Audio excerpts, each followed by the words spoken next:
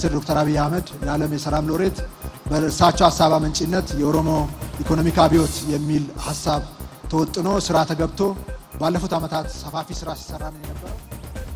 ሰላም እንዴት አላችሁ? የኢትዮ ታይምስ ቤተሰቦች ለሰዓቱ የተመረጡ አዳዲስ መረጃዎችን ይዘንላችሁ ቀርበናል። ከመረጃዎቻችን መካከልም የኦሮሚያ ክልል ርዕሰ መስተዳድር አቶ ሽመልስ አብዲሳ በኢፌዴሪ ጠቅላይ ሚኒስትር ዶክተር አብይ አህመድ ሀሳብ አመንጭነት የኦሮሞ ኢኮኖሚክ አብዮት የሚል ሀሳብ ተወጥኖ ባለፉት ዓመታት ሲሰሩ ስለነበሩ ሰፋፊ ስራዎች ገልጸዋል። ፕሬዚዳንት ታዬ አጽቀሥላሴም በዛሬው ዕለት የኬንያ ቤቨሬጅስ ኩባንያን መርቀው ስራ ባስጀመሩበት ስነ ስርዓት ላይ ተገኝተዋል። አቶ ሽመልስ አብዲሳም በክልላችን ውስጥ የልማት እንቅስቃሴን ወደሚፈልገው ደረጃ ለማምጣት ትናንሽ ጅማሬዎች ተጀምረዋል ሲሉም ተደምጠዋል። ሌላኛው መረጃችን ነው። ፋኖ ማርሸት ፀሐዩ ስርዓቱን መውደቅ አለበት፣ ይህ ትግል በአሸናፊነት ካልተጠናቀቀ አማራ የሚባል በኢትዮጵያ ምድር እንዲኖር አይፈቀድለትም በማለት ተናግሯል። ፋኖ ማርሸት ፀሐዩ እንደገለጸው የአማራ ፋኖ ትግል መከላከል ላይ የተመሰረተ ነው። አማራን ህልው ለማድረግ ነው የምንዋጋው የምንታገለው። ስለዚህ አማራን የህልውና አደጋ ውስጥ ያስገቡትን ጉዳዮች ነው ከአማራ ትከሻ ላይ የምናወርድለት በማለት መናገሩም ተሰምቷል። ሙሉ መረጃውን አዘጋጅተናል። የአማራ ፋኖ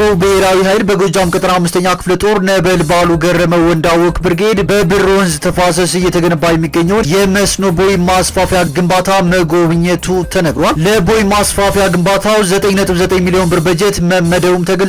በሌላ በኩል የአማራ ፋኖ ብሔራዊ ኃይል በወሎ ቀጠና የልጅ ኢያሱ ኮር ባደረገው የኮር አመራር የስራ ግምገማ የነበሩትን ችግሮች በመቅረፍ በአዲስ አስተሳሰብና በአዲስ የትግል ወኔ ኮሩን ወደ ተሻለ የትግል ምዕራፍ ለማሸጋገር ጥልቅ ግምገማ በማድረግና የቀጣይ አቅጣጫ አስቀምጦ ቃል መግባባት ላይ መደረሱ ተመላክቷል።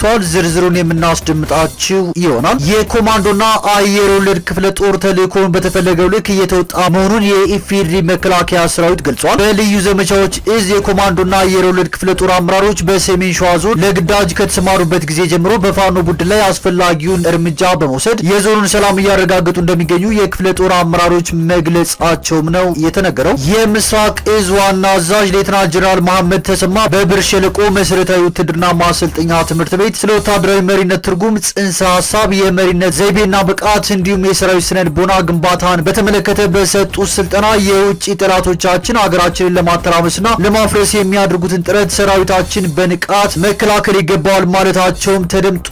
ተጨማሪ መረጃ አካተናል። ክቡራትና ክቡራን የኢትዮ ታይምስ ቤተሰቦች እነዚህንና ሌሎች ለሰዓቱ የተመረጡ አዳዲስ መረጃዎችን ይዘንላችሁ ቀርበናል። ቻናላችንን ሰብስክራይብ በማድረግ የደወል ምልክቷን በመጫንና መረጃውም ለብዙዎች እንዲዳረስ ላይክ በማድረግ እስከ መጨረሻው አብራችሁን ቆዩ።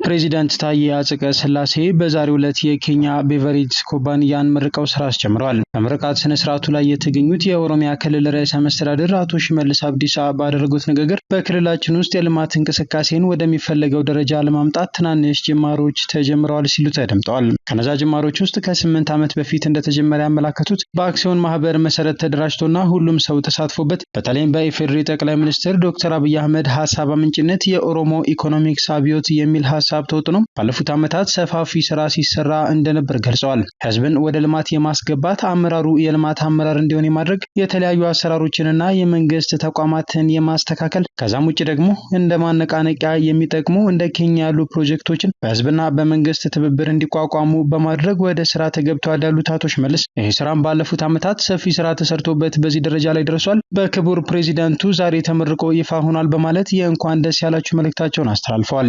አክለውም የተጀመረው የልማት እንቅስቃሴ በጣም ትንሽ ነው፣ ሰፊ ስራ ከፊታችን ይጠበቅብናል ያሉት አቶ ሽመልስ ኢትዮጵያ ውስጥ ያለውን ድህነት፣ ኋላ ቀርነት ከመሰረቱ የመንቀል የኢትዮጵያን ብልጽግና የማረጋገጥ ረጅም ጉዞ ውስጥ ነው ያለነው። በዛ ጉዞ ውስጥ ትናንሽ እርምጃዎችን ጀምረናል። ጠንክረን ሰርተን የሀገራችንን ብልጽግና ለማረጋገጥ ሁላችንም ጠንክረን እንስራ ለማለት ፈልጋለሁ ሲሉም መልእክታቸውን አስተላልፈዋል። የአማራ ፋኖ ብሔራዊ ኃይል በጎጃም ቀጠና 5ኛ ክፍለ ጦር ገረመው ወንዳወቅ ብርጌድ በብር ወንዝ ተፋሰስ እየተገነባ የሚገኘውን የመስኖ ቦይ ማስፋፊያ ግንባታ መጎብኘቱን ከተስፋዬ ወልደስላሴ የተገኘው መረጃ ያመለክታል። የአማራ ፋኖ ብሔራዊ ኃይል በጎጃም 5ኛ ክፍለ ጦር ገረመው ወንዳወቅ ብርጌድ በገጠር ልማት ሴፍቲኔት ፕሮግራም የገንዘብ ድጋፍ እየተገነባ የሚገኘውን የብር ወንዝ ተፋሰስ የመስኖ ቦይ ማስፋፊያ ግንባታ መጎብኘቱን አስታውቋል። ለቦይ ማስፋፊያ ግንባታው 9.9 ሚሊዮን ብር በጀት መመደቡን ከፕሮጀክት አስተባባሪዎች የተገኘው መረጃ ያመላክታል ተብሏል። በገረመው ወንዳወቅ ብርጌድ የቋሪት ወረዳ ጊዜያዊ አስተዳደር ዋና አስተዳደር ፋኖ ይበሉ ጌታቸው እንዳሳወቁት በገበዘ ማርያም መርሆታ ቀበሌ የሚገነባው የቦይ ማስፋፊያ ግንባታ 800 ሜትር ርዝመት፣ 70 ሴንቲሜትር ጥልቀትና 70 ሴንቲሜትር ስፋት ይኖረዋል።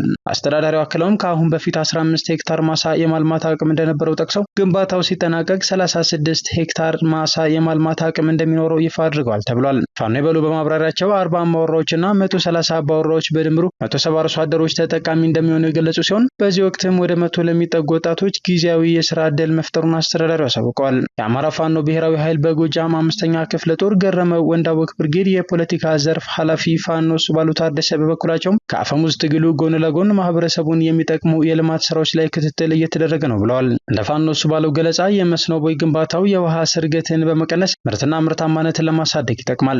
ከአሁን በፊትም በመንገድ፣ በግብርና፣ በጤናና በትምህርት ፕሮጀክቶች ላይ ፋኖ ተባባሪ ነበር ያሉት ፋኖ ሱባሉ ወደፊትም በወረዳው ውስጥ ማህበረሰቡን የሚጠቅሙ ፕሮጀክቶች ላይ መስራት የሚፈልጉ ተቋማት የሰላም ስጋት ሳያሳስባቸው ገብተው መስራት እንደሚችሉ አሳውቀዋል። በመስኖ ቦይ ማስፋፊያ ግንባታው ላይ ተገኝተው ነበር ከተባሉ ተጠቃሚዎች መካከል አባ ገብራይ ሽፈራው እንደተናገሩት የብር ወንዝ ተፋሰስ የመስኖ ቦይ ሳይገነባ በዓመት አንድ ጊዜ ብቻ ምርት ያገኙ እንደነበር አስታውሰው ቦዩ ከተገነባ ጀምሮ በገበያ ተፈላጊነት ያላቸውን ምርቶች ከ2 እስከ 3 ጊዜ ምርት ማግኘት ጀምረናል ብለዋል።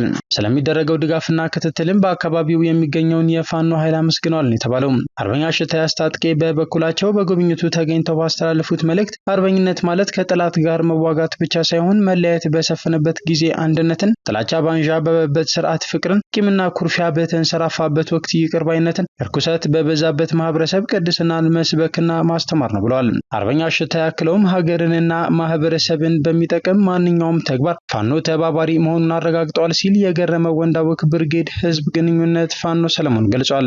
የ5ኛ ክፍለ ጦር ህዝብ ግንኙነት መምሪያ ኃላፊ 10 አለቃ ኢንጂነር ዘመኑ አማረ የአገዛዙ ስርዓት አገልጋዮች ገነት አቦ ተቀምጠው በቦታው ተገኝተን እያስገነባን ነው በሚል ግንቦት 28 ቀን 2017 ዓ.ም በቋሪት ወረዳ ኮሚኒኬሽን የፌስቡክ ገጽ የተለጠፈው ስህተት መሆኑን በዚሁ አጋጣሚ እናሳውቃለን ብሏል። በተያያዘ መረጃ የአማራ ፋኖ ብሔራዊ ኃይል በወሎ ቀጠና የልጅ ኢያሱ ኮር ከሰኔ 6 ቀን 2017 ዓ.ም ጀምሮ ለተከታታይ ቀናት ባደረገው የኮር አመራር የሥራ ግምገማ የነበሩትን ችግሮች በመቅረፍ በአዲስ አስተሳሰብና በአዲስ የትግል ወኔ ኮሩን ወደ ተሻለ የትግል ምዕራፍ ለማሸጋገር ጥልቅ ግምገማ በማድረግና የቀጣይ አቅጣጫ በማስቀመጥ እንዲሁም ቃል በመግባት ግምገማው ተጠናቋል ሲል ተስፋዬ ወልደስላሴ ዘግቧል። ይህንን የሥራ የግምገማ ሂደት በበላይነት የመሩት የአማራ ፋኖ በወሎ ቤተ አምሐራ የዘመቻ መምሪያ ኃላፊው አርበኛ በለጠ ሸጋው ሲሆኑ ግምገማው ጠንከር ያለና እያንዳንዱ የኮር አመራር ያለበትን ችግር ነቅሶ በመነጋገር ድክመታቸውን እንዲያርሙና ጥንካሬያቸውን እንዲያስቀጥሉ ከቤቱም ከመድረክ መሪዎችም አቅጣጫ የተሰጠ ሲሆን ይህንን የተሰጠውን አቅጣጫ በአግባቡ ለማይወጡ የኮር አመራሮች ድርጅቱ ባወረደው የስነ ምግባር ደንብ መመሪያ መሰረት እርምጃ የሚወሰድ መሆኑን ስብሰባውን ሲመሩት የነበሩት የድርጅቱ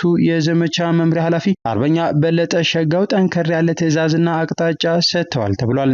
በተለይ ትግሉን ለመጥለፍና የመንግስትን ተልዕኮ ለማስፈጸም የተሰገሰጉ ሰርጎ ገቦችን በመመንጠር የማያዳግም እርምጃ መውሰድ አማራጭ የሌለው ቁልፍ መፍትሄ መሆኑን ቤቱም ከመድረክ በላይ የነበሩ የድርጅቱ አመራሮችን በአንድ ድምጽ ተስማምተዋል ሲል አክሏል።